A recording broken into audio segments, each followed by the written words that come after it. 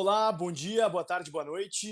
Esse é o podcast Fábio Osterman e hoje temos como convidado a Odi Cunha, graduado com mestrado e doutorado em economia pela URGS, pós-doutorado na Columbia University, foi presidente da FEE, Fundação de Economia e Estatística do Rio Grande do Sul, secretário da Fazenda do Rio Grande do Sul, tem também uma longa atuação em bancos de investimento, em conselhos de empresas Brasil afora, e vai compartilhar um pouco conosco da sua trajetória, dos seus insights. Ele também é colunista da Infomoney, onde ele, a cada 15 dias, é isso, Audi? A cada Isso. 15 dias ele escreve, trazendo sempre uma visão crítica aos grandes problemas do nosso país, que eu queria começar falando sobre isso, Audi. Tu escreve com muita frequência, aliás, queria te dar uma boa noite nesse momento, falamos aqui à noite, tu diretamente de Xangri-Lá e eu diretamente de Porto Alegre, certamente num clima um pouco melhor e mais agradável, mas é um prazer te ter comigo aqui, conversando com os nossos ouvintes. Muito obrigado, Fábio. É uma satisfação para mim poder estar participando de um dos teus podcasts e também poder estar conversando e falando um pouco aí para tantas pessoas que acabam escutando o teu programa. Bom, quem analisa os teus textos na Infomoney, do qual eu sou um leitor contumaz e recomendo muito que os nossos ouvintes acompanhem também, vai estar o link das tuas colunas na nossa descrição do podcast, para o pessoal poder acompanhar. Quem acompanha aqui percebe muito claramente a tua preocupação com o déficit crônico do nosso país e a cooptação das nossas instituições por parte da elite do funcionalismo público e de outras elites.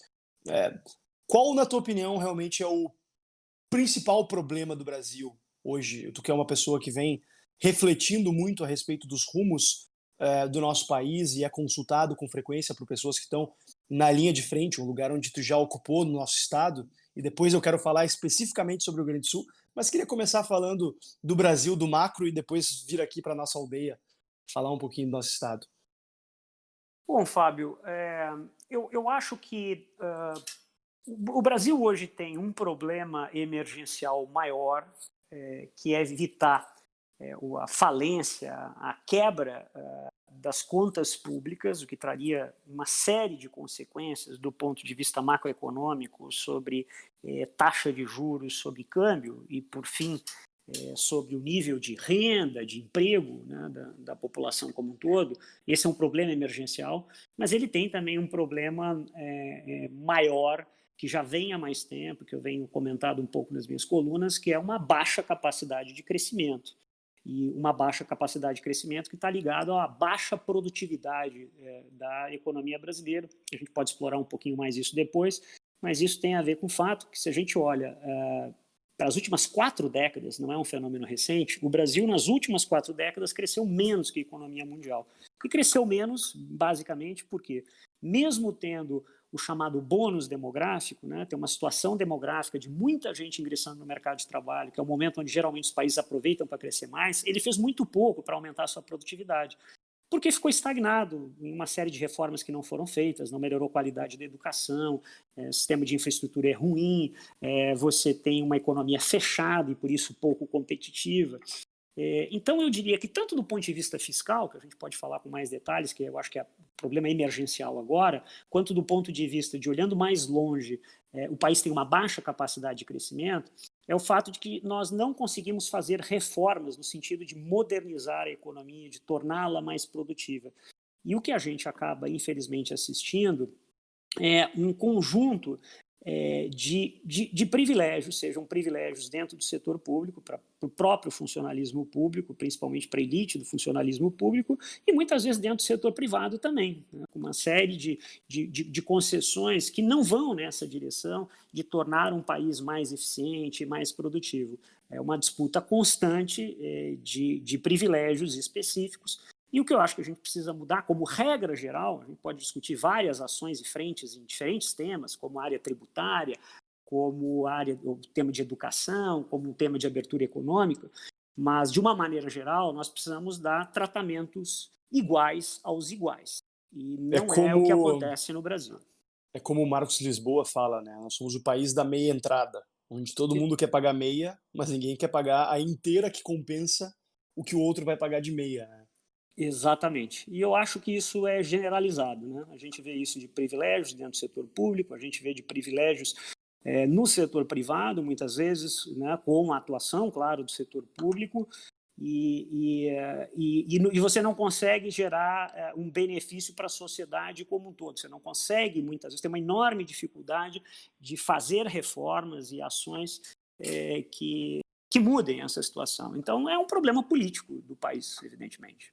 Eu sei que tu é uma pessoa que estuda bastante a questão demográfica do nosso país, e tu mencionaste o bônus demográfico, que está em vias de se esvair no nosso país, né. Aqui no Rio Grande do Sul, especificamente, já, acho que é praticamente considerado que a gente já perdeu o bônus demográfico, né. Hoje a gente tem uma dinâmica demográfica similar à de alguns países europeus, com uma população, mais envelhecida do que o resto do país. Mas no Brasil a gente teve uma situação, por exemplo, quando eu e tu estávamos na escola, a gente aprendeu que a formação etária do Brasil era uma pirâmide, né? Inclusive chamava pirâmide etária. Eu nem sei se no colégio ainda chamam de pirâmide etária, mas hoje ela se assemelha mais a um barril, né? Uhum. Porque a base já não é mais tão ampla. O É. Brasil, o Brasil vai perder por completo a pirâmide etária? A pirâmide E, etária não há o bônus demográfico? ele está no final, Fábio, infelizmente, né? E Quando a por gente que, e por fala. que é tão importante aproveitar o período em que a população ainda cresce? Então, eu acho esse é um dos meus temas favoritos. Desde que eu estive lá em Colômbia, eu comecei há 10 anos atrás, eu comecei a incorporar mais o tema da demografia naquilo que era a minha formação original e meu DNA sempre de economista, que é olhar para a macroeconomia, e principalmente por uma razão. Me perguntares qual é que vai ser a taxa de câmbio, a taxa de juros do Brasil daqui a 5 ou 10 anos, por mais que eu te dê um modelo macroeconométrico elegante, ele não vai passar de um chute bem comportado, né? Muita coisa pode acontecer que a gente não sabe o que vai acontecer.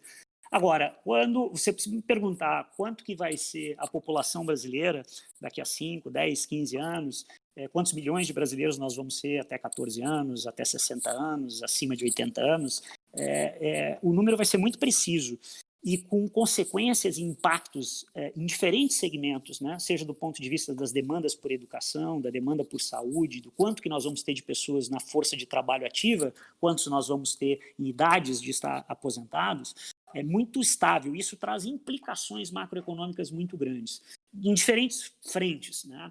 Mas a principal é sobre a própria capacidade de crescimento econômico. Se há um consenso entre os macroeconomistas é o seguinte: como é que você calcula o crescimento econômico? O crescimento econômico ele é basicamente o número de pessoas e horas que estão sendo trabalhadas em um determinado país vezes a produtividade dessas pessoas em número de horas, né? Nesse tema da produtividade é um universo de coisas amplas, né? A gente vai falar sobre a qualidade da educação, a qualidade dessa força de trabalho, você vai falar sobre a eficiência do sistema de impostos, da infraestrutura econômica, a qualidade das instituições. Aí é um pouco mais complicado como é que você mede isso. Mas o cálculo é simples, número de horas de pessoas trabalhando versus a produtividade. E aí você tem o produto, né, total e o produto per capita. Então eu gosto de dar um número simples para as pessoas entenderem. O Brasil, ele lá na década de 60, 70, quando ele teve o seu chamado boom demográfico, ou seja, muitas crianças nasceram, todos os países tiveram algum boom demográfico, né, depois da Segunda Guerra Mundial, Europa, Estados Unidos, depois Japão, enfim. O Brasil teve ali mais para a década de 60, 70, crescimento econômico e muita gente nascendo. As famílias brasileiras chegavam a ter, em média, 6,2 filhos. Média. Né? A gente está botando Nordeste, Sudeste, Nordeste era mais do que isso. Então, nós tivemos muitas crianças num determinado período do tempo. E o Brasil, então, teve uma taxa de natalidade no seu boom que foi maior do que a média dos outros países, seja os desenvolvidos, seja os emergentes. Ao mesmo tempo, quando nós diminuímos essa taxa de natalidade, nós diminuímos uma velocidade maior. Hoje o Brasil tem uma taxa de natalidade que chega a ser menor do que a taxa americana, por exemplo. Então nós desaceleramos muito rápido. Então o que aconteceu? Nós tivemos muitas crianças num determinado período, essas crianças cresceram, viraram adultos, foram para o mercado de trabalho, nós paramos de ter muitas crianças nascendo, então nós vamos ter muitos idosos proporcionalmente a novos jovens ingressantes no mercado de trabalho. Quando a gente olha para os últimos anos, por exemplo, se a gente pega uma janela que eu tenho aqui pronta, né, na minha cabeça, de 2000, eu uso muito esse número, de 2007, de 1997 a 2017, a gente pega uma janela de 20 anos, né? Vamos tirar fora esse ano aqui, que é de pandemia, que é meio complicado. A gente pega, grosso modo, os últimos 20 anos do Brasil, a nossa taxa média de crescimento foi de 2,2%. Com oscilações grandes, né? 2015, 2016 tivemos uma recessão brutal, lá 2010 o Brasil cresceu muito, a média foi 2,2. Quando nós quebramos esses 2,2, e o que foi o bônus demográfico, a força de trabalho e produtividade, a gente tem 1,7 foi aumento da força de trabalho por conta do bônus e 0,5 foi produtividade total. Bom, nos próximos 20 anos isso muda radicalmente com o fim do bônus demográfico. Então, o crescimento da força de trabalho nos próximos 10 anos, primeiro vai cair de 1,7 a contribuição para o PIB, para 0,7, e depois ela vai a 0. Ou seja, se o Brasil quiser crescer nos próximos 20 anos, o que cresceu nos últimos 20 não é crescer mais. Se ele quiser crescer a mesma coisa, nos próximos 10 anos, a produtividade para compensar o fim do bônus demográfico, ela tem que triplicar, e nos próximos 20 anos ela tem que quadruplicar. O Brasil, então, não aproveitou o bônus, né, como outros países, como a Coreia, como o Japão, como a Europa, como os Estados Unidos, para ficar rico antes de envelhecer. Infelizmente, nós não fizemos isso, não educamos bem a população, não investimos em reformas modernizantes da economia, e nós vamos precisar fazer isso agora, de uma forma mais acelerada. Ou nós vamos crescer muito menos do que nós crescemos no passado. Sim, e com isso vem também a diminuição da população economicamente ativa, vem aumento do peso de custos previdenciários, de custos com serviços de saúde. Em um país Exatamente. com serviço de saúde universal também, isso gera um custo, porque obviamente uma pessoa mais velha tem um custo de saúde maior do que uma pessoa mais jovem, né? Tende a ter mais problemas de saúde. Exatamente, quer dizer, eu foquei aqui na explicação sobre a restrição para o crescimento agregado como um todo, mas nós temos impactos setoriais muito grandes. E um ponto é o seguinte, né, que às vezes as pessoas ainda não se dão conta, porque todo mundo acha o seguinte, bom, mas todos os países envelheceram, mas a diferença é que o Brasil vai envelhecer numa velocidade mais rápida.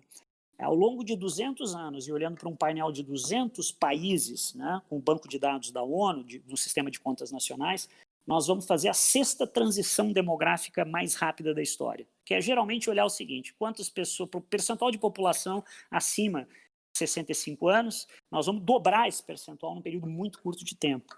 E aí nós vamos ter esses impactos setoriais que tu comentaste. Nós vamos ter uma pressão muito grande sobre a Previdência, provavelmente o Brasil vai ter que fazer mais uma reforma da Previdência lá na frente, nós vamos ter uma demanda sobre o setor de saúde muito grande. Por outro lado, nós vamos ter uma pressão, um volume menor de demanda na educação, porque nós vamos ter menos crianças. Muitas vezes você olha para algumas escolas no Brasil, mesmo no Rio Grande do Sul fechando, e você tem uma ideia que fecham por falta de recursos públicos, não é? Em alguns locais, algumas cidades é porque não tem crianças mesmo. Isso vai aumentar, em certo sentido poderia trazer uma oportunidade, porque você poderia aplicar e ter mais recursos proporcionalmente por alunos, mas essa mudança demográfica vai impactar não só a macroeconomia, como em vários setores de uma forma muito forte no Brasil. O que a gente tem aí de perspectiva se não fizer reformas que que diminuam o peso do Estado sobre a população e com isso catalisem inovação e aumento de produtividade, né, que na real deveria ser a grande obsessão, especialmente, eu costumo dizer isso nos debates aqui no Rio Grande do Sul, que a gente tem com frequência com os sindicatos de servidores, ou mesmo com os sindicatos de trabalhadores do setor privado, que se sindicatos se preocupassem realmente com a melhoria do padrão de vida dos trabalhadores, teria a obsessão em apoiar medidas que ampliem a produtividade do trabalho, facilitem a importação de maquinário, a compra de maquinários mais qualificados, que aumentem a educação de base, porque a baixa produtividade no Brasil é realmente a grande tragédia, né, do nosso país e acaba limitando o nosso crescimento. Não tem dúvida, Fábio, e acho que este problema é um problema que extrapola, inclusive, o próprio funcionalismo público. Né? Sem Nós temos dúvidas, uma sem dúvidas. sociedade... O funcionalismo público, como ele na média é mais qualificado do que o funcionário do setor privado, ele acaba até não tendo problema de produtividade tão... Quer dizer, tem problema de produtividade, claro, pelos incentivos que são postos, né? mas não acaba não sendo tão estrutural, talvez. E eu acho que que é um tema que você tem vários subtópicos, né, nesse item de reformas modernizantes de produtividade, né? Você tem esse problema de um setor público que é hipertrofiado em termos de estrutura, de ativos, de empresas, de corporações do setor público, mas você tem também no setor privado ainda uma lógica dominante de demandas por apoios do Estado, de um conjunto de incentivos sempre, se busca de incentivos fiscais, muita resistência à abertura econômica também, né? Da mesma forma que quando a gente olha para todas essas resistências das corporações do setor público, eu sempre digo o seguinte: o Brasil, não, nesse aspecto específico, contrário às reformas, nós não temos uma economia mais fechada por resistência, né, ou do funcionalismo público ou dos partidos de esquerda. Infelizmente, nós temos por corporações do setor privados, né, de federações, enfim. E esse aí a gente volta ao nosso tema, né, que o Marcos Lisboa fala muito também, né, é criar um país que dê tratamento igual, que dê primeiro oportunidades iguais a todos, né, quer dizer, o sujeito não é porque nasce rico ou pobre que ele deveria ter muito menos chances de acesso a uma boa educação, à saúde, à segurança, a condições básicas. Depois vai para a vida e o melhor sistema é aquele que premia, né, por meritocracia o esforço dos indivíduos, das empresas. Mas é distribuição de igualdades de oportunidades no início. Agora, depois, ao longo da vida, igual, né? E nisso o Brasil ele é muito desigual, né? É que no Brasil a gente tem um arremedo de estado de bem-estar social e a gente tem também um arremedo de estado de bem-estar empresarial também, né? Que me parece que é feito em cima da seguinte dinâmica: o governo vai lá e quebra as pernas do nosso empresário, impedindo que ele, enfim, tenha acesso a contratos trabalhistas mais flexíveis, tenha acesso a um crédito mais descentralizado, tem acesso a uma segurança jurídica necessária para ampliar seus investimentos, tem acesso a bens de capital importados, tem acesso a recursos do exterior de forma mais facilitada, e daí o governo vai lá e quebra as pernas dele. E daí, para ele poder caminhar, o governo vai lá e dá uma muleta para ele, dá um créditozinho subsidiado do BNDES, protege ele de uma competição. E quando aparece algum setor caminhando mais livremente, daí o empresário, em vez de pegar e olhar e falar para o governo, ó, aquele setor tem liberdade, eu também quero ter esse tipo de liberdade. Não, infelizmente, eu não quero generalizar, obviamente, né? Acho que isso se aplica mais aos grandes conglomerados empresariais, especialmente industriais, que acabam sendo um grupo de pressão mais bem organizado do que, por exemplo, pequenas empresas ou mesmo setor do comércio, varejo, enfim. Mas esses conglomerados e as organizações, especialmente industriais, olham aquele indivíduo, aquela empresa atuando com liberdade e dizem: não, o governo vai lá e quebra as pernas dele também. Não é assim, vai andar livremente aqui nesse país. Eu acho que tem uma relação que se a gente for pensar bem, que vem já de muito tempo, né? E é uma relação, se a gente for pensar do próprio modelo de financiamento da política brasileira, mesmo quando nós já entramos num regime democrático, né? De uma relação muito complicada entre diferentes segmentos do setor privado, organizações sindicais mesmo do setor privado, muitas vezes, e a classe política, né? Que foi eleita durante muito tempo com esse tipo de representação e, basicamente, com essa cultura de que o Estado vai resolver, o Estado vai proteger, ela está muito arraigada na sociedade brasileira como um todo, né? E isso vale para o funcionário público, vale para o funcionário privado, vale para o empresário. A gente ainda está muito distante, eu acho, desse tipo de mudança cultural.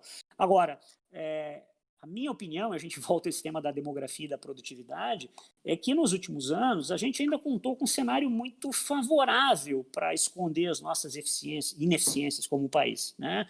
Boom de commodities, mundo crescendo muito rapidamente, boom demográfico no Brasil, bônus demográfico, né? Só que daqui para frente, esse cenário está muito distinto.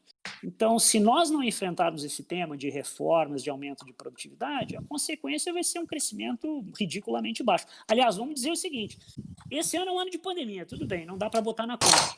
Mas o Brasil, depois de ter caído 3,5% do PIB em 2015, 3,3% em 2016, quanto é que nós crescemos? Nós crescemos 1% em 2017, 1% em 2018, 1% em 2019. Então, esse é o nosso drama. E em termos mais objetivos, quais as principais reformas que tu acha que o Brasil precisaria para poder reverter, digamos assim, num médio prazo, essa trajetória catastrófica rumo ao abismo? Bom, Fábio, eu primeiro... Ou pior, rumo a uma parede, né? Não sei se é um abismo ou uma parede. Ou uma estagnação econômica, que é algo muito ruim também, né?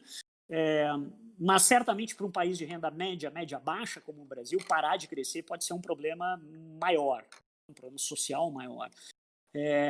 Eu diria o seguinte, a gente tem um problema emergencial hoje, que é um problema fiscal. Tá? O Brasil hoje abandonar pura e simplesmente o teto de gastos para acomodar mais gastos, como parece ser uma pressão crescente dentro do Congresso, em diferentes frentes, pode custar caríssimo. Tá? O Brasil tem um déficit gigantesco que está sendo acumulado esse ano. Nós vamos para um déficit nominal com alguma coisa como 12% a 13% do PIB, e um déficit primário, e um déficit nominal de 16% do PIB. Tem gente que vai dizer, mas puxa, Estados Unidos, Europa, Japão estão tendo déficits dessa grandeza, só que esquecem que esses países financiam a sua dívida de 5, 10, 15 anos a taxa de juros zero ou negativa. E o Brasil, para financiar um título público de 8 anos, ele tem que dar 8%. Então a dívida pública brasileira está crescendo exponencialmente.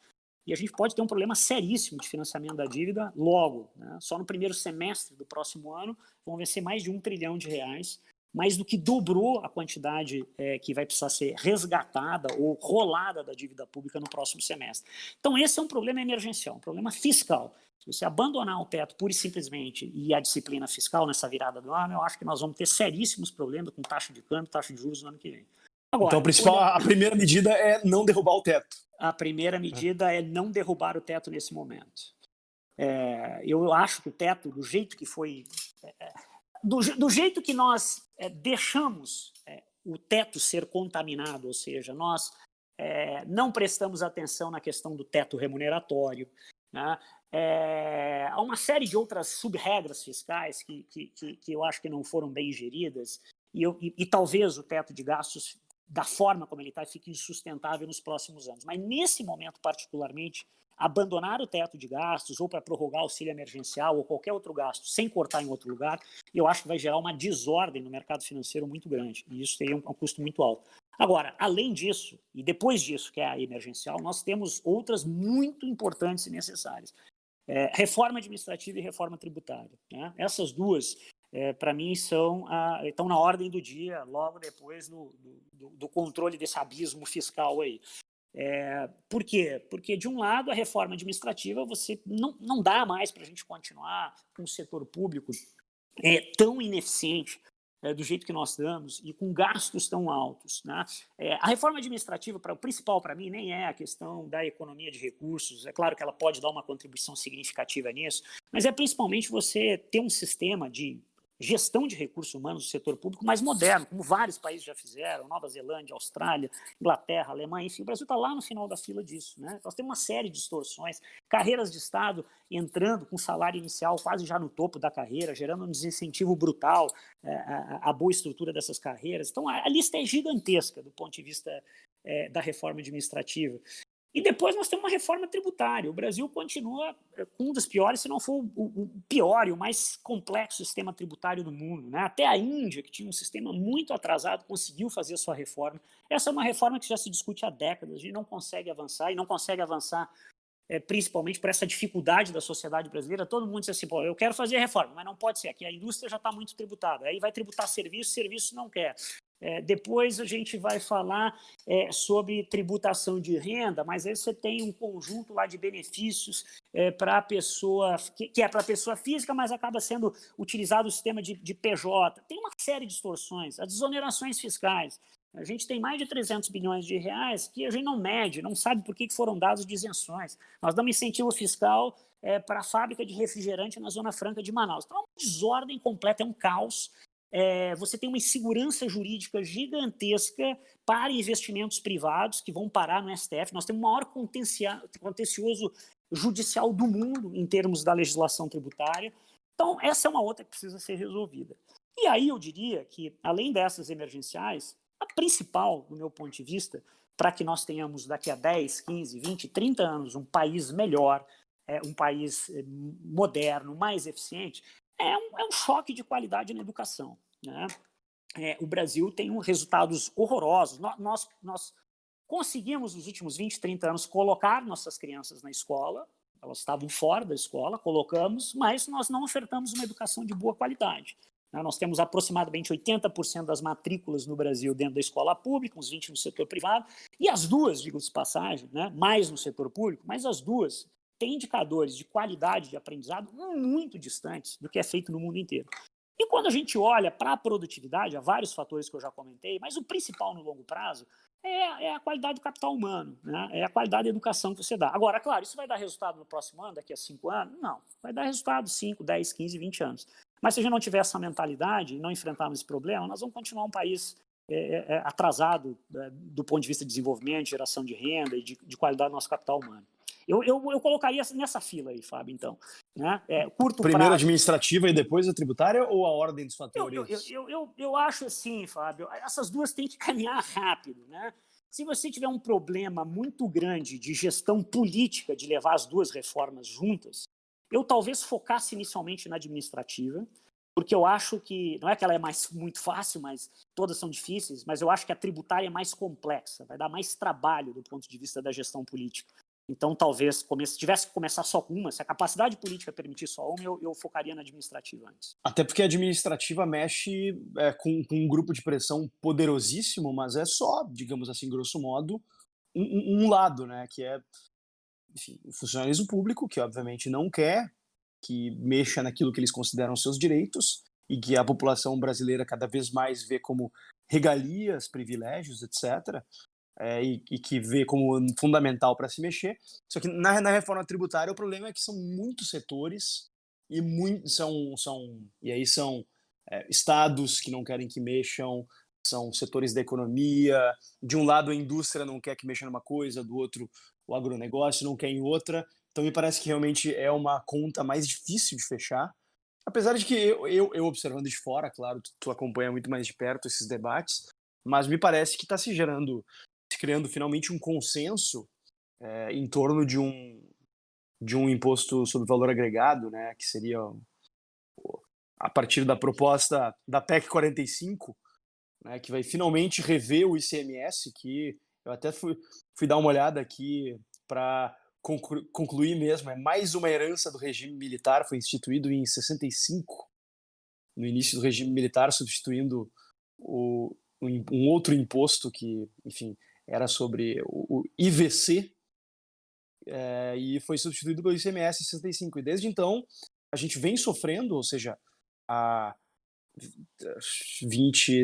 55 anos a gente vem sofrendo com as ineficiências e os incentivos perversos gerados pelo ICMS, mas agora eu acho que finalmente está se chegando a uma espécie de consenso em torno disso, né? Como é que tu tem visto esses debates em Brasília? Eu espero que sim. Eu acho que está claro que o país precisa fazer essa reforma tributária mais do que nunca, mais ainda do que no passado. Que nós temos um sistema que é injusto, ele é um sistema ineficiente e todos estão perdendo, o país está perdendo. Agora, há uma complexidade nessa negociação, né? Porque nós precisamos de uma reforma ampla, né? Eu acho que não faz sentido você ter uma reforma, por exemplo, só dos impostos federais. Eu até entendo o racional do ministro Paulo Guedes e do executivo com o receio de encaminhar uma reforma já contemplando uma proposta, por exemplo, para o ICMS, porque, enfim, os estados se organizariam, aí os estados do Nordeste vão pedir um fundo de compensação de desenvolvimento regional, e aí o governo federal diz que não tem dinheiro para colocar nessas compensações. Mas eu acho que não vai acabar escapando disso. Os próprios estados já estão querendo, sabem que tem um limite, né? Então nós precisamos ir nessa direção. O governo federal precisa ajudar também, mandou a CBS, que é a União de PIS e COFINS, num desenho bom para a união desses dois impostos, tirando a acumulatividade, mas acho que, por exemplo, a ideia do ministro de encaminhar ministro Paulo Guedes de encaminhar a CPMF eletrônica, enfim, é ruim porque é na direção contrária, né? Sim. Que é a da cumulatividade. Então, E precisa ir afinando. que bagunça o debate, né? Bagunça o Exatamente, debate, exatamente, não contribui em exatamente. nada.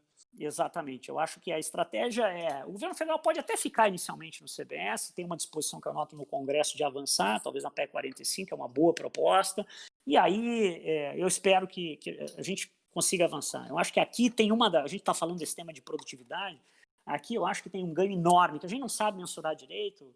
O API tenta mensurar isso aí como alguma coisa, ele acha que é alguma coisa entre 0,5% e 1% do PIB por ano, a mais de PIB potencial que a gente poderia ganhar. Isso é uma enormidade, mas assim, realmente a gente precisa avançar e eu acho que nós estamos mais maduros. É uma discussão complexa, difícil, você vai ter discussões do ponto de vista regional, estados do Nordeste, Norte vão se mexer em relação aos incentivos fiscais, você já colocou o tema dos estados, tem uma questão setorial, indústria versus serviços, tem a questão do ponto de vista pessoal também, né, da pessoa física, né? Você tem uma série de brechas que alguns segmentos ou algumas pessoas conseguem ter uma carga muito menor do que a média, que a gente precisa perseguir num sistema como esse. De novo, a gente volta a um caso particular do tema geral. Tratar os iguais de uma maneira igual, né? Você não pode... você pega, por exemplo, PIS e COFINS, só em PIS e COFINS nós temos mais de 100 regimes especiais no Brasil. Então, a gente precisa ir para algo mais simples, mais complexo e mais de uma forma igual para todos, né? Que competem no mesmo setor ou que trabalham de uma mesma forma. No Brasil parece que essas grandes reformas acabam só acontecendo quando a gente chega num limite, né? Quando a gente chega numa situação em que, ok, já tentamos todas as outras alternativas e nada funcionou. Então, acho que é hora de fazermos isso, né? É uma adaptação, digamos assim, daquela ideia de que não há nada mais forte do que uma ideia cuja hora tenha chegado, né? Então, como aparentemente o Brasil estão findando as nossas opções, acho que a reforma, tanto administrativa quanto tributária, como foi também a reforma da Previdência, nem Temer nem Bolsonaro queriam fazer uma reforma da Previdência, mas acabaram.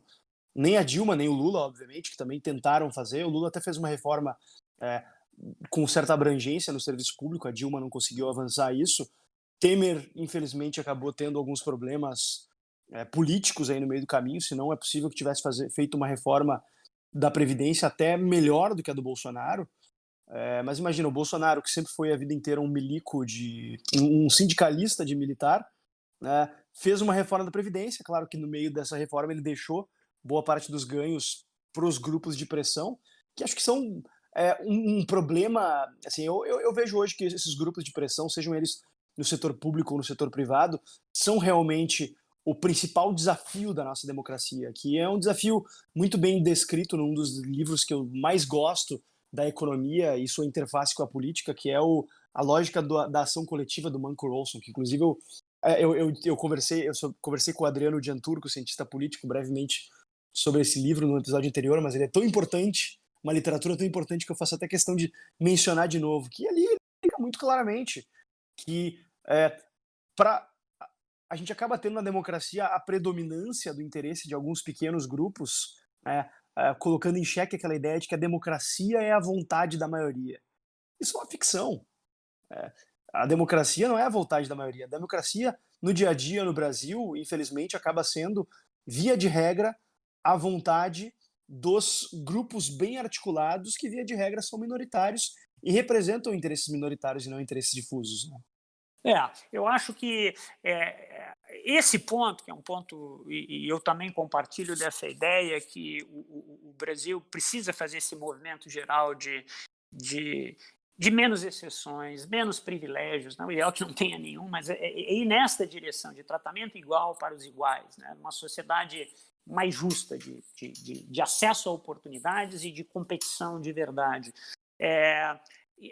Essas disputas dos grupos de pressão, dos grupos de interesse, elas existem em qualquer lugar do mundo, né? Elas existem em todos os países, mas naqueles que conseguem prosperar e se desenvolver, você consegue ter instituições, né, que fazem essa mediação, que fazem esse contrapeso e que têm força, né? E você tem uma política de qualidade superior. Eu acho que esse é o grande tema, e riscos também que a gente tem muitas vezes de uma demonização excessiva da política, quando, não há, na minha opinião, não há outra solução do que você, na política, conseguir fazer esses contrapesos e mudar como é o país, né? Eu gosto muito também de um livro que é o Capitalismo para o Povo, do Luiz Zingales, que é um pouco isso, né? Quer dizer, a gente precisa desse tipo de choque de capitalismo e a gente precisa, muitas vezes, né, na prática, fazer aquilo que muitas vezes a gente fica só no discurso, e muitas vezes dentro de segmentos e nichos que até fazem o discurso liberal, mas que na prática a gente não vê isso, né? E isso se volta muitas vezes contra quem defende as políticas econômicas e a direção que é a que a gente está falando, de fazer reformas. Aí, né, você perde essa força, você perde essa onda. Então, eu acho que esse salto cultural que a gente precisa dar, né, de que a sociedade entenda que não tem outra saída e que, às vezes, você precisa enfrentar. Esses privilégios precisam ser enfrentados, seja onde estiver. Falando nisso, deixa eu trazer o assunto um pouco aqui para nossa província, trazer um pouco para a realidade do Rio Grande do Sul, que é um estado que vem, enfim, sendo, a gente tem no nosso hino, né, sirvam nossas façanhas de modelo a toda a terra. Só que ao longo das últimas décadas a gente mostrou, não diria para toda a terra, mas para todo o Brasil, uma façanha incrível e inacreditável de ter um dos estados mais prósperos do país, nascedouro de grandes empresas, de algumas das melhores mentes do Brasil, com um capital humano referência Brasil afora. A gente conseguiu fazer com que um estado como esse se tornasse um estado quebrado, estado que se encontra hoje, apesar dos esforços reformistas dos últimos anos, na última posição no índice de solidez fiscal do ranking do CLP de competitividade dos estados. Como é que a gente chegou nessa situação? Bom, Fábio, é uma ótima pergunta, né? E nós chegamos nessa situação por insistir em erros durante muito tempo, né?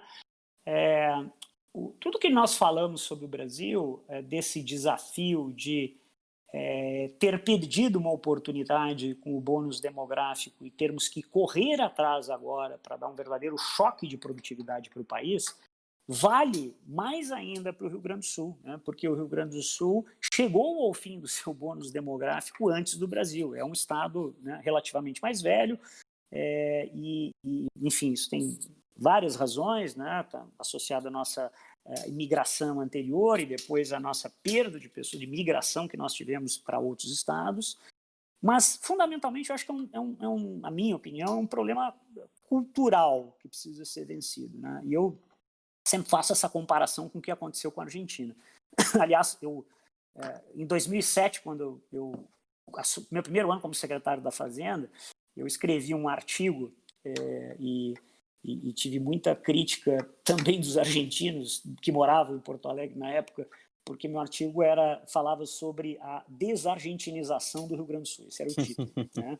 E eu usava o caso da Argentina. A Argentina, no início do século passado, chegou a ser a quarta renda per capita do mundo, né? Na frente dos Estados Unidos, na frente da Inglaterra, na frente da Alemanha. Um país com recursos naturais, com uma população bem educada, né? Sem um grave problema de ordem econômica, macroeconômica, social ou política.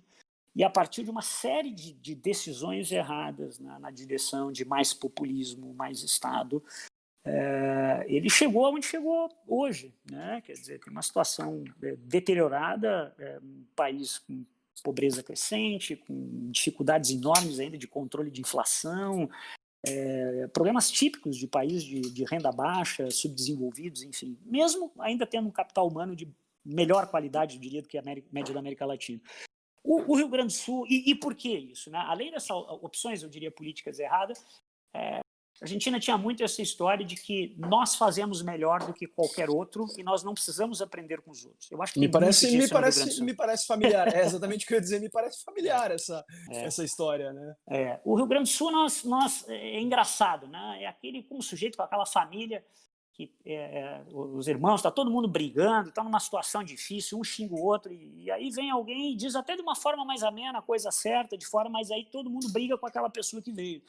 Porque ninguém pode dar palpite, porque tem que ser resolvido só entre nós. e muito pouco aberto à mudança, né? Eu acho que essa é uma mentalidade que você enxerga nos diferentes segmentos da sociedade, né? Pouca abertura ao mundo. Isso está dentro do setor empresarial, está dentro da classe política, está dentro do funcionalismo. E eu acho que o primeiro passo no Rio Grande do Sul é nós. Eu me lembro que na época eu dava destaque a isso, né? Lá 10 anos, 15 anos atrás, quase, e eu comecei a usar os indicadores do próprio IDH, né? Não só o déficit público. O déficit público é um dos indicadores, mas vamos olhar a nossa educação. O Rio Grande do Sul já foi referência há décadas atrás com a melhor educação do Brasil. Nós estamos lá na rabeira, um dos piores resultados que nós vemos em termos de qualidade, principalmente na educação pública, né? E o Rio Grande do Sul podia usar, eu acho, mais esse nosso amor pela terra, pelas nossas coisas, que é um negócio bacana. Nós temos várias regiões do mundo que têm isso e usam na direção certa, né? Nós tínhamos que usar e dizer o seguinte: poxa, nós queremos ser melhor que o resto do Brasil. É inaceitável que a nossa educação tenha caído tanto. Nós vamos ter a melhor educação do Brasil. Enfim, e por aí vai, vários outros temas. Então, eu acho que mais Só do para que o pessoal de fora ter uma ideia, eu tô aqui na minha frente com os dados da rede estadual, que obviamente é aqui me cabe fiscalizar. No IDEB, o Rio Grande do Sul tem no ensino fundamental, nos anos iniciais, o 12º lugar, e nos anos finais, o 17º lugar. E no ensino médio, o 10º lugar, dentre todas as 27 unidades da federação. Para mim, o tema, claro que o tema da situação fiscal, do déficit, ele é relevante, né? Está sempre na ordem do dia. A gente tem vários outros temas, talvez um pouco de perda de dinamismo econômico, né? Também com algumas empresas que saíram do Estado e tal, mas para mim o problema mais grave, a maior tragédia do Rio Grande do Sul é o que aconteceu com a qualidade da educação. Não tenho dúvida disso, e isso vai nos trazer ainda muitas consequências graves no futuro. É um tema complexo, não é só o Rio Grande do Sul, que é um estado rico, que tem tido dificuldades em como tratar a educação, principalmente a educação pública. Por incrível que pareça, a gente tem visto mais inovações em alguns estados menores, Espírito Santo, Goiás, Ceará. E aí eu tenho um tema específico, eu acho que é principalmente pelas resistências das corporações que a gente tem nesse estado, e principalmente no Rio Grande do Sul, né? Muito avessa a qualquer tipo de mudança cultural, de gestão do formato da educação. Mas, de novo, eu acho que esse é um tema, mas de uma maneira geral, eu acho que é um aspecto, Fábio, assim, cultural, né? Nós temos uma dificuldade muito grande de reconhecer as nossas fraquezas, aonde que nós estamos errando, em olhar para o mundo, em aprender com os bons exemplos, e voltar e consertar. E, por outro lado, nós temos um grau de polarização também na sociedade, que eu acho que talvez até tenha diminuído recentemente, a gente conseguiu fazer algumas reformas, mas assim, se a gente olha para 20, 30 anos atrás, de trás até agora, o Rio Grande do Sul teve uma enorme dificuldade de conseguir mediar opiniões diferentes, uma sociedade muito polarizada, né? A gente brinca com essa história da sociedade do Grenal, a grenalização, né? E isso assim é bacana para o Grenal, né? Mas não é bacana para você fazer avanços e reformas numa sociedade que precisa fazer. Exato. E tu acha que a elite gaúcha falhou nesse aspecto, em ajudar, por exemplo, a nortear a discussão política e sobre as reformas aqui no nosso estado? Eu vou dizer uma palavra forte aqui, mas eu tenho o conforto de dizer porque, assim, honestamente e transparentemente como eu sou, eu digo, e digo em outros circuitos, digo nas empresas que eu trabalho, nas entidades que às vezes eu visito, e com as pessoas que são minhas amigas também, e que eu acho que fazem parte da elite, né? E nós somos na elite também, né, do ponto de vista cultural também. Eu acho que nós falhamos miseravelmente, né? A sociedade compartilha responsabilidades, mas assim, a elite do Rio Grande do Sul, né, e aí eu estou falando a elite empresarial, né, falhou miseravelmente. Porque e eu acho que falhou muito como omissão também, né, em vários sentidos, né?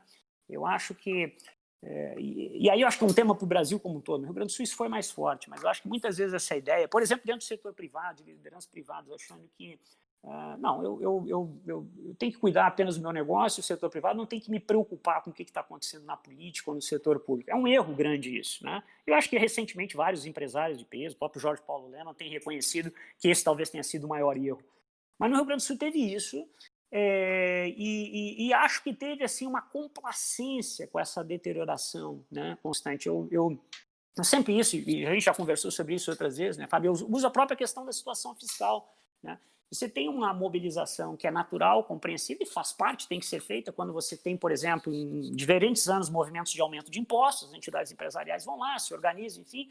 Mas quando você olha para o passado, inúmeras vezes, onde você teve decisões claramente irresponsáveis no âmbito do setor público, de aumentos salariais irresponsáveis, de ineficiência na gestão pública, caríssimas vezes a elite, o setor empresarial e o setor privado se mobilizaram. E isso era visível que ia gerar um colapso na frente. Então, agora eu acho que tem essa consciência, né? Todos têm essa consciência de que se falhou e que é preciso rever isso. Agora, é claro que nós temos uma responsabilidade grande, eu acho que as elites do Rio Grande do Sul têm uma responsabilidade grande sobre isso. Sim. Pois é, quando não há uma... Eu não digo, eu não defendo, obviamente, uma oligarquia ou uma aristocracia, mas, obviamente, quando nem as pessoas mais instruídas e mais dotadas de excedentes ao ponto de poderem se dedicar a uma reflexão mais profunda e de mais longo prazo e poderem financiar atividades de difusão de conhecimento, de disseminação de ideias que possibilitem criar o caldo de cultura e a base até, o chão sobre o qual sejam construídas as reformas, se nem essas elites se importam, obviamente não é o povo que está no dia a dia batalhando para ter o que comer, que vai se importar com isso, né? Exatamente, esse é o ponto, Fábio. Evidentemente que a gente está numa democracia e o valor da opinião e do voto de cada um, ele deve ser dado a sua proporcionalidade da forma justa como é numa democracia. Agora, o papel da liderança, né? O símbolo da liderança, da iniciativa, da propagação de ideias, ele é muito relevante para uma sociedade, né? Em qualquer lugar do mundo. Você nota as transformações que ocorreram, né, na boa direção em países como o Japão, a Coreia, né, quando as lideranças do setor público e privado se reuniram e na Coreia, onde os principais políticos e as lideranças resolveram fazer doações do seu salário para fazer uma mudança cultural na educação, para dar um exemplo só, mas isso a gente tem vários desses exemplos. E eu, de novo, volto para esse tema da educação, que para mim é um tema caro, porque não adianta a gente ficar falando de futuro, né? Se uma sociedade, por exemplo, não tem um apreço mínimo e um respeito pelas suas crianças, né? E para mim esse é um exemplo, né? Uma sociedade que se orgulhava de ter uma educação diferente do resto do Brasil, há 50, 40, 30 anos atrás, como é que essa sociedade tolerou e aceitou, e as suas lideranças toleraram e aceitaram o que aconteceu na educação do Rio Grande do Sul, por exemplo? Pois é, né? É um fenômeno muito curioso que uma sociedade mais educada do que a média do Brasil tenha permitido que houvesse essa decadência a olhos vistos, né? Eu acho, claro, é uma decadência que vem de vários anos, e talvez nos últimos anos tenha ficado mais claro isso, né? O fato de, por exemplo, É que da nós minha começamos a turma. medir mais, né, Fábio? É, Com e também IDEB, assim, essas coisas, né? e a gente começa a ter mais evidências anedóticas que surgem de todos os cantos, né? Eu, por exemplo, da minha turma de formados da faculdade, quem não fez concurso público fora do estado foi procurar oportunidades em outros lugares, né? Porque as pessoas, a minha geração especialmente, se viu diante dessa decisão, né? Desse dilema. Poxa, fico aqui e vejo oportunidades surgindo em Santa Catarina, Paraná, São Paulo, Rio de Janeiro, ou vou embora e acompanho esse fluxo, né? E um ponto que para mim é mais grave e exige que a gente pense mais sobre o quanto isso pode impactar o futuro no Rio Grande do Sul, e eu tenho falado bastante sobre isso, é o seguinte: nós não vamos ter no estado do Rio Grande do Sul, né, que tem uma população aí, né, próxima de 11 milhões de habitantes, que não é o universo de 40, 50 milhões de habitantes de renda mais alta do Sudeste, ou não são 60, 70 milhões da aglomeração do Nordeste. Nós não vamos atrair empresas e florescer novas empresas no Rio Grande do Sul pela escala do mercado consumidor, ou por um contingente de oferta de mão de obra muito grande e relativamente barata. A única chance do Rio Grande do Sul se revitalizar economicamente, ele ser visto no mercado de capital humano de melhor qualidade.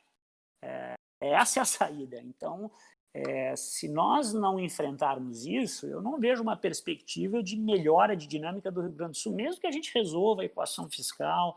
Né, esse é um ponto que eu acho que é importante para a gente entender as chances de uma melhor dinâmica de crescimento econômico no Rio Grande do Sul. E fazendo uma análise mais geral, assim, hoje tu vê o cenário para o Rio Grande do Sul mais otimista ou mais pessimista em relação àquele que tu encontraste em 1º de janeiro de 2007, quando tu assumiste a Secretaria da Fazenda do nosso estado? Eu acho que o Rio Grande do Sul, né, no atual governo, o governador Eduardo Leite, quando assumiu, ele assumiu com uma situação fiscal mais difícil, até do que nós assumimos lá atrás, e não por culpa do governo anterior, do Sartori. Eu acho que teve uma deterioração muito grande no governo Tarso Genro, por uma série de decisões que foram tomadas Foram e 4 validadas. anos que nos custaram e nos custarão muito caro ainda. Você teve aumentos salariais, né, depois um ajuste muito duro e muito difícil que foi feito ali entre 2007 e 2009, principalmente. Você teve aumentos salariais de 100%, 200%, 300%. Né? Não há estado que resistisse a isso. Né? E como é que é a sensação de trabalhar duro para um ajuste fiscal e depois ver esse projeto derrotado nas urnas e ser eleito em primeiro turno com uma eleição acachapante, um governador que desfaz tudo que pôde, até criar a estatal de pedágio, o Tarso Genro criou, deu aumentos escalonados absurdos e incompatíveis com a situação do nosso estado, especialmente para a segurança pública, permitiu aumentos em todos os cantos dos outros poderes. Enfim, como é que foi essa sensação na época? Compartilha um pouco conosco da tua visão. Quer dizer, tu já estava longe, né? Tu já estava um pouquinho longe, né? Mas eu imagino que tu, como gaúcho, apesar de hoje estar entre Rio Grande do Sul e São Paulo, tu é um gaúcho, né? Enfim, tua família daqui, tuas raízes estão aqui, né? Teu time está aqui, né? Eu até brinquei na época da discussão sobre o terreno que o Inter recebeu do governo do estado em Guaíba. Não, é importante que a gente trate diferente isso aí, porque o Inter não vai também sair do Rio Grande do Sul, né? Está lá em Santa Catarina. Então a gente precisa ter um pagamento efetivo daquilo que deve, né? Mas brincadeira. Mas assim, como é que tu, como gaúcho e alguém que esteve na linha de frente, viu essa época? E também, como é que quais foram os principais desafios para se construir esse ajuste que foi construído seguramente sob muita dificuldade naquela época, com um governo que não Então, tinha uma base tão sólida também? não tinha nem Nem perto do que tem hoje, né? nem perto, era um contexto muito diferente, né? Apenas 3 deputados e um contexto político diferente, né? Naquele momento, o PT com muita força política, né? Um auge, né, de governo no governo federal, muita força política, Lula recém-reeleito, PT muito forte no Rio Grande do Sul. Então, uma oposição natural e contrária a qualquer medida de ajuste fiscal. Mas mesmo dentro da possível base de composição, não era um cenário fácil, né? Porque na época o governador Ieda ganhou uma eleição improvável, né, do atual governo, que era o governador Germano Rigotto, e que tinha uma base muito forte na Assembleia também. Então, assim, foi um ajuste fiscal muito duro, sem muitas chances de medidas legislativas para ajudar esse ajuste. Ele foi basicamente, né, um controle zero de aumento salarial durante 3 anos. Né? Não, eu gostaria de que tivesse sido diferente, mas não tinha como fazer diferente. O gasto pessoal era o principal componente de gasto. Muitas frentes de batalha na época para aplicação de teto salarial, então tinha uma discussão, perdia uma liminar, tinha que entrar na justiça. Então, assim, várias medidas, né? Uma muito difícil, muito duro, mas se conseguiu. A gente, no início de 2007, o Estado pagava o primeiro fornecedor com 12 meses de atraso. Já tinha a folha do 13º do ano anterior, que tinha sido financiado com o empréstimo do Banrisul, e ainda, né, tínhamos um mês de salário atrasado. Agora, em 2 anos, né, com uma série de medidas, a gente conseguiu reverter esse quadro. No segundo ano, salário em dia, não recorremos ao Banrisul para pagar o 13º e ainda pagamos um pouco antes do final do ano, pagamos um pouco antecipado. Então se criou um espaço. E como fizemos o ajuste, e eu tinha algo que eu sempre dizia e continuo dizendo até hoje, para mim o único ajuste fiscal que realmente faz sentido é aquele onde você faz caber despesas correntes nas receitas correntes, né? Você pode buscar receita extraordinária, você pode e deve fazer privatizações, porque o Estado está muito inchado, mas é um erro você usar recursos extraordinários para financiar gasto corrente, porque o gasto corrente fica lá e o recurso extraordinário acaba, e aí você volta a ter déficit. Então essa era quase uma obsessão que a gente tinha. Só que por conta disso, por ter tido sucesso nessa disciplina, o que aconteceu? O saldo dos saques no caixa único e dos depósitos judiciais, como a gente começou a não usar mais, à medida que foi feito o ajuste, ele começou a crescer exponencialmente. E foi isso que foi utilizado no início do governo Tarso Genro para financiar aumento de despesas e de gastos. Começou a crescer o volume, o governo Tarso cresceu o olho, e foi lá e aí bateu recordes em saque, né? Exatamente. Então, assim, claro que foi muito frustrante. Agora, Fábio, assim, nós vivemos numa democracia, que bom. Isso revela, de novo, um tema cultural, né? A sociedade gaúcha, naquele momento, claro que tem outros fatores também na eleição, mas muito ela fez uma escolha, né? Ela fez uma escolha, de novo, de mais Estado. Eu acho que tem um tema da comunicação que, na época, se tentou muito, mas acho que precisa se melhorar muito isso ainda no Brasil, que é explicar que responsabilidade fiscal, ajuste fiscal não é para tirar dinheiro da educação, da saúde, da segurança. É o contrário, é você garantir, né, um financiamento responsável do Estado. Então a sociedade fez essa escolha, né? E eu acho que é isso que a gente precisa trabalhar melhor. A gente precisa trabalhar melhor essa comunicação de onde estão os benefícios de um Estado mais enxuto, mais eficiente, mais organizado financeiramente. E sair desse debate muitas vezes, que parece que quem está defendendo isso, né, não está pensando no pobre, no desfavorecido, e é justamente o contrário.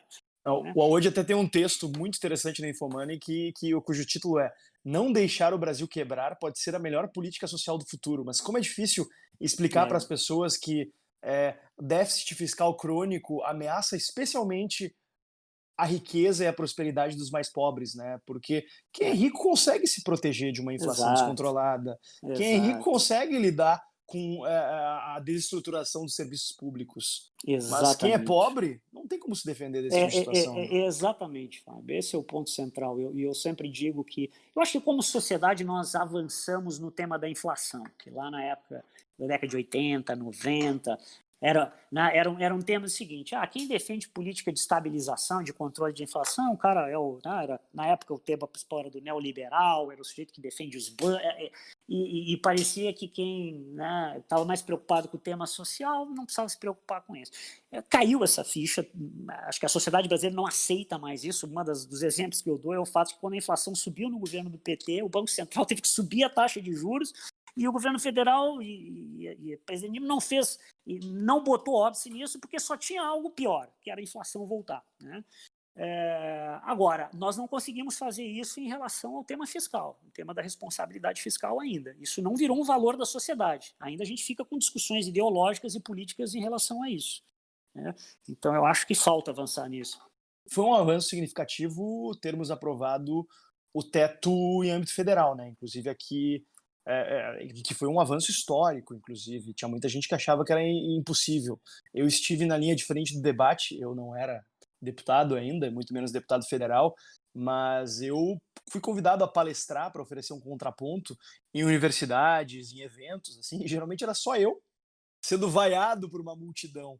Mas, felizmente, houve a aprovação da PEC, né, que demanda um quórum mais qualificado, e foi aprovado. Mas eu concordo contigo que a gente ainda está longe de ter isso como um valor em que há uma aderência, uma adesão normativa da sociedade brasileira em torno dele. E eu até nesse ponto do teto, né, eu acho que é importante a gente conseguir dar estes exemplos para a sociedade, de quanto que é principalmente o mais desfavorecido, o pobre, que paga esse custo de desequilíbrio, do desajuste nas contas públicas. Eu comecei a usar, eu usei até num texto da Infomoney, falei numa outra reunião, e fiquei feliz que, tempos atrás, o ministro Paulo Guedes usou esse exemplo. E comecei a falar muito nisso. Quer dizer, a gente fala de eventualmente romper o teto de gastos para dar mais dinheiro para a área social, né, sem fazer ajustes em outras áreas. Eu não estou nem dizendo que não se precise, talvez, e principalmente nesse período, aumentar recursos de Bolsa Família, que eu acho que é um bom programa, ou mesmo renda cidadã. Não é esse ponto. O ponto é fazer isso achando que pode simplesmente jogar o teto fora. Basicamente, a gente pode fazer uma conta, que é muito simples. A gente tem no orçamento do ano que vem 34 bilhões de reais na LOA para o Bolsa Família, né? A dívida pública está indo no próximo ano para alguma coisa como 100% do PIB. Isso significa 7 trilhões, né, grosso modo, de reais. Isso significa o seguinte: se nós tivermos que subir 1% a taxa de juros por um problema fiscal ou pela ruptura do teto por conta disso, né, não porque voltou a atividade econômica, mas pelo desequilíbrio fiscal, isso significa que nós precisamos gastar a mais no orçamento com juros 70 bilhões de reais, que é o dobro do que se dá no Bolsa Família, né? Então, esse tipo de noção que a gente tem que começar a conseguir passar para a sociedade, né? Quem está defendendo princípios de boa gestão, de responsabilidade fiscal, está cuidando desse dinheiro. É o dinheiro do Bolsa Família, o dinheiro da educação, o dinheiro da saúde, né? Perfeito. Audi, para finalizar, a gente costuma pedir aos nossos convidados aqui no podcast uma dica de livro, que pode ser ou não sobre os temas que a gente abordou aqui, mas um livro que tenha te chamado a atenção nos últimos tempos, que tenha lido, e também uma dica de série que tu assististe recentemente e que te chamou a atenção. O que tu acha? Olha, O que tu me diz? eu acabei citando e eu recomendo, porque é um livro que, inclusive, tem já traduzido para o português, este que é O Capitalismo para o Povo, do Luiz Zingales. Tá? Eu acho que é um livro que fala muito dessas coisas e de uma forma relativamente fácil, que nós discutimos aqui, né? Eu acho que é um bom livro. É um bom É um livro. excelente livro. Tem um outro livro que eu gosto mais aí focado. Esse é um tema, né, mais geral. Tem um outro livro que eu gosto sobre esse tema de reformas, entendendo a realidade do Brasil, que é um livro do Marcos Mendes, recente, que fala por que é difícil fazer reformas no Brasil. O título é esse, né? Por que é tão difícil fazer reformas no Brasil? Eu acho que esse é um ótimo livro. Eu acho que é um ótimo livro. E séries? Ou série? Alguma série que tu viu recentemente que... Olha, antes eu estava vendo mais séries. Te confesso que esse ano eu tenho trabalhado tanto que eu estou com um pouco menos de tempo para ver séries. Aí eu vou falar, eu acho que talvez uma mais leve, sem ser sobre política ou história. Melhor ainda. A última que eu vi foi sobre o Michael Jordan. É aquela... Como é que é o nome dela? Meu nome, agora me deu um... puxa. Arremesso final. Final. O arremesso final. E eu acho que tem, assim, tem várias controvérsias, até tem muita gente que questiona um pouco, ficou muito centrada nele e tal, mas eu acho que tem essa história sobre